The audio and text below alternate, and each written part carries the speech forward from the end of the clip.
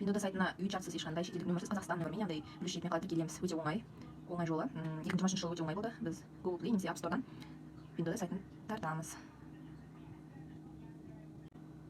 Менде кішкене свет қатты ұстамай тұрған сияқты. Кішкене жай тартылды. Ашамыз.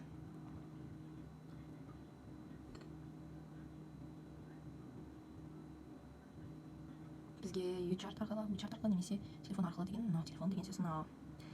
Біз бастық. Мына кей телефондарда осылай тартқан кезде осылай шықпауы мүмкін, яғни плюс 7 дегенімізде шығып көреді, ал бұда шықпай тұр. Ал менің алдымда iPhone-ға тартқан кезінде ода сразу плюс 86 деп шыққан. Плюс 86, яғни біз Қазақстан нөмірін деп табамыз. Егер не істейміз, шығып кетеміз полный. Яғни мәсі былай кәдімгідей жақтан закрыть дейміз, қайтадан кіреміз.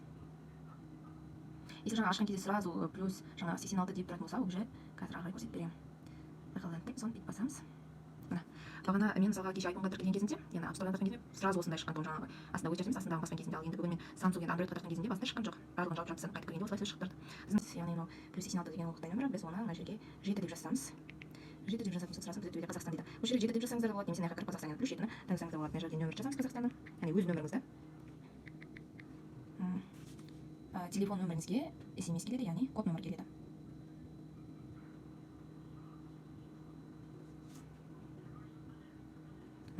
Сізге код жіберілді деді. Мына 26 секунд беріледі, ол алықта келіп үлгерсе, мінекей бізге келді. Бізде 463 138. 463 138 дедік. Мінекей.